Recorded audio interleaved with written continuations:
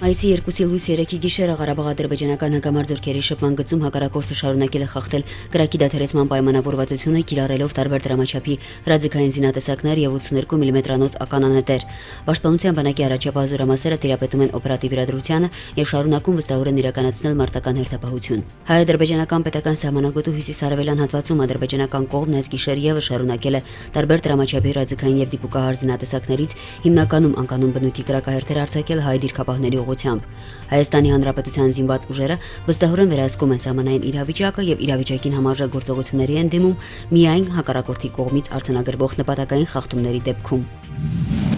Այսօր տեղի է ունեցել Արցախի Հանրապետության նախագահ Բակո Սահակյանի եւ Հայաստանի Հանրապետության առաջին նախագահ Լևոն Տեր-Պետրոսյանի հանդիպումը։ Ինչպես հայտնել են նախագահի աշխատակազմի տեղեկատվության գլխավոր վարչությունից, հանդիպմանը քննարկվել են Ղարաբաղ-ադրբեջանական սահմանում ապրիլի 2-ից 5-ը հակառակորդի կողմից սանձազերծված լայնածավալ պատերազմական գործողություններին վերաբերող մի շարք հարցեր։ Նախագահ Սահակյանը կարևորել է այս ծանր օրերին քաղաքական ուժերի ցուցաբերած միասնականությունը եւ նրանց դերակատարությունը մեր ժողովրդի առջեւ ծառացած խնդիրների լուծման գործում։ Եվ Հայաստանի եւ Լեռնային Ղարաբաղի իշխանությունների մտահոգությունները, հաստատակամությունը, վստահությունը,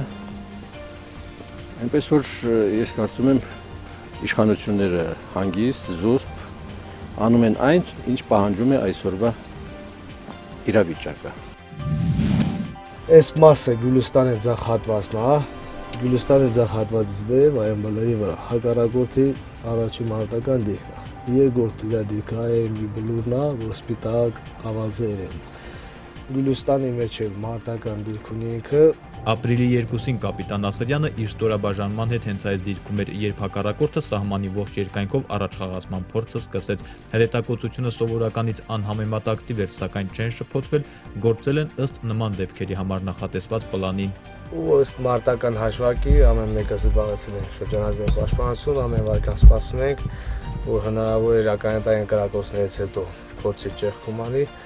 բայց մեր ուղղությամբ էսյանով չի արել, երրորդի մոտով է փորձել։ Այս ուղղությամբ հակառակորդը մեկ քայլ անգամ առաջ չի եկել, հակառակն որ այս դիրքը եւս տարբեր զինատեսակներից ակտիվ արկակոծվել է, տղաները ամուր են մնացել իրենց տեղում։ Հակառակորդը գուցե շատ բաներ հաշվել, հաշվարկել, բայց հաշվի չէր առել ամենակարևորը իր դիմաց կանգնած 18-20 տարեկան հայի հայրենասիրությունը։ Հակառակորդը չի իմացել, էլի որ մեր 18 տարեկան բենզինվորները ձև իրաց դիրքերի ամուր կպայեն։ Ու իրանց համեր տանենք, էլ սաղ դուխները տեղը ոչ մեկն էլ ոչ ենք ընտրել, որ բան, ամեն մեկն էլ սպասում է հենց մի փոքր փորձի առաջ գա մեր պետական սահմանին, տվում որ չաշնի։ Ապրիլի 5-ից հետո նման առիթ չի եղել, հակառակորդը առաջ շարժվելու փորձ չի ձեռնարկել, դիրքապահները պարզապես հետևում են առաջնագծում հակառակորդի ամեն մի տեղաշարժին։ Ան կապիտան հենա կամազեմ նկատի ճանապարհի։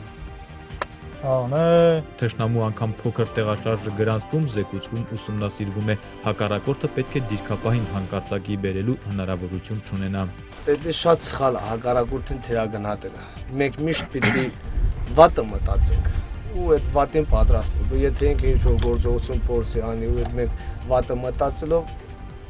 արժանի հակահարված իրական։ Երբեք պետք չի հակառակորդին թերագնահատել։ Այստեղ Գյուլիստանին դեմ դիմաց հայ պատանիները երկակի զգացմունքներով են դիրք պահում, գիտեն, որ խրամատից այն կողմ թշնամին է, մյուս կողմից էլ ախր դիմացը Գյուլիստանն է, հայաթափված, բայց հարազատ, տների մեծ մասը ավերված է, եկեղեցին խոնարհված, հին դիրքապահները գյուղն արդեն տուն գիտեն։ Բոլորին սերնդեսերունդ ասում ենք, որ դա իրանք իմանա, որ դա հայկական հողերն է ու ամեն վայրկյան որ պետք է մեր վերադասը հրամատասի, մեր հողերը պիտի հետ վերցնենք, իմանա, որ դա մեր հողերն է ու մեր պապերը, հերերը, ամեն մեկը զոհվել է, մեկը հայրանգնով է, այս ամեն ինչը մեզ պարգևել։ Հիմա մենք պարտավոր ենք այդ ամեն ինչը պահել ու եթե պետք է նորից հետ վերցնել։ Առայժմ հայ դիրքապահը խրամատից է նայում գերված Գյուլիստանի եկեղեցուն եւ խաչակնքում, համոզված է իր որդին էլ նույնը կանի, եթե ինքը մինչ այդ գյուղն ու եկեղեցին ազատագրած չլինի։ Նորայր Հովսեփյան, Հայկ Բաբայան, Հրայր Ավետիսյան, օր։ Շինհրապարակում աշխատանքային եռուզեռ է։ 2015 թվականին սկսված շինարարության հիմնական մասը կարելի ասել ավարտված է։